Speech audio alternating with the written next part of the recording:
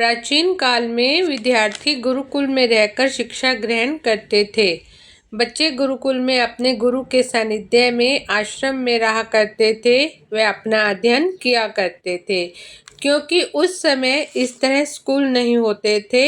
बच्चों को गुरुजी के पास उनके आश्रम में ही रहना होता था। कई साल लग जाते थे और वे वहाँ रहकर ही अपना अध्ययन करते थे। तो इसी प्रकार आश्रम में एक बालक भेजा गया जिसका नाम था वरदराज। वह भी आश्रम में अध्ययन के लिए आया था। तो वह वहाँ अपने गुरुजी व साथियों के साथ रहने लगा। वरदराज स्वभाव का बहुत ही अच्छा था। वह बहुत जल्दी अपने गुरुजी व साथियों के साथ घुल मिल गया, लेकिन वह पढ़ने में बहुत ही कमजोर था। गुरुजी की कोई भी बात जल्दी से उसको समझ में ही नहीं आती थी। इस कारण सभी के बीच में वह बार बार उपहास का पात्र बन जाता था। एक वर्ष पूरा होने पर उसके सभी साथी उत्तीर्ण होकर अगली कक्षा में चले गए, परंतु वह अपनी कक्षा में उत्तीर्ण नहीं हो पाया। वह उसी कक्षा में रह गया, लेकिन वह प्रयास करता रहा। गुरुजी ने भी उसके साथ काफी प्रयास किया, लेकिन कोई फायदा नहीं हुआ, क्योंकि उसको उसका पाठ ठीक से याद ही नहीं होता था। तो गुरुजी उसको आगे और कैसे पढ़ाते। तो काफी प्रयास करने के बाद एक दिन गुरुजी ने हार मान ली। वह उससे बोले, बेटा वरदराज, मैंने सारे प्रयास करके देख लिए हैं और तुम नहीं पढ़ सकते, तो अब यही उचित होगा कि तुम यहाँ अपना समय बर्बाद ना करो, अपने घर वापस चले जाओ व अपने घर वालों का काम धंधे में मदद करो। वरदराज ने भी सोचा, शायद विद्या मेरी किस्मत में नहीं है, और वह मन मारकर भारी मन से गुरुकुल से अपने घर के लिए निकल गया।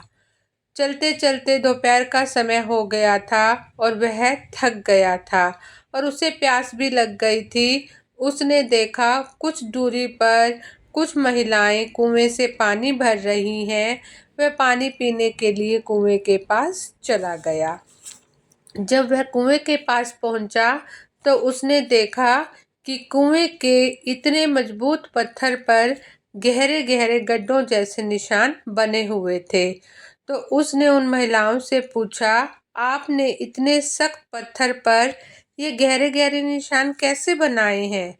तो उन महिलाओं ने कहा कि हमने यह निशान नहीं बनाए हैं, हम तो रोज कुएं से पानी लेने आते हैं और ये रस्सी की मदद से कुएं में बाल्टी अंदर जाती है और बाहर आती है, जिससे यह रस्सी खींचने पर कुएं के पत्थर से बार बार रगड़ खाती है और बार बार रगड़ खाने से इस पत्थर पर रस्सी के द्वारा ही यह निशान बन गए हैं।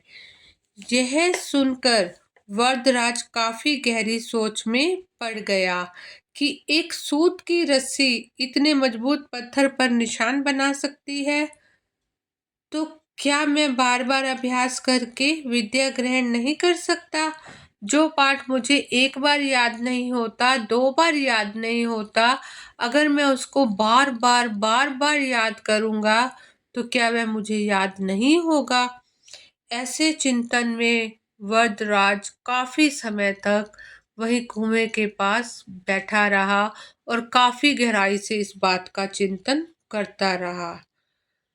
जब उसने काफी देर तक विचार किया तो उसकी बात समझ में आ गई और उसने पानी पिया और पानी पीकर वहां से चल पड़ा, क्योंकि अब उसके अंदर मायूसी की जगह उत्साह पैदा हो गया था।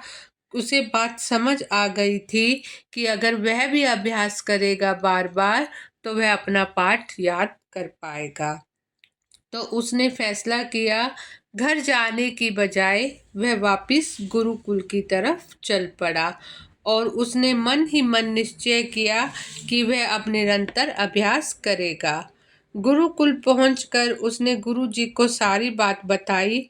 वह उनसे एक और मौका देने का विनम्र निवेदन किया।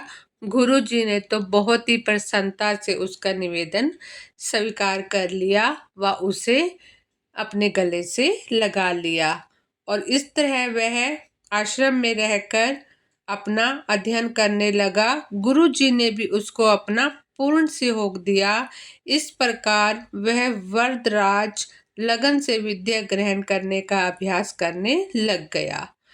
कुछ सालों के अथक परिश्रम के बाद यही मंदबुद्धि बालक वरदराज संस्कृत व्याकरण का महान विद्वान बना, जिसके ग्रंथ आज भी हम सब पढ़ते हैं।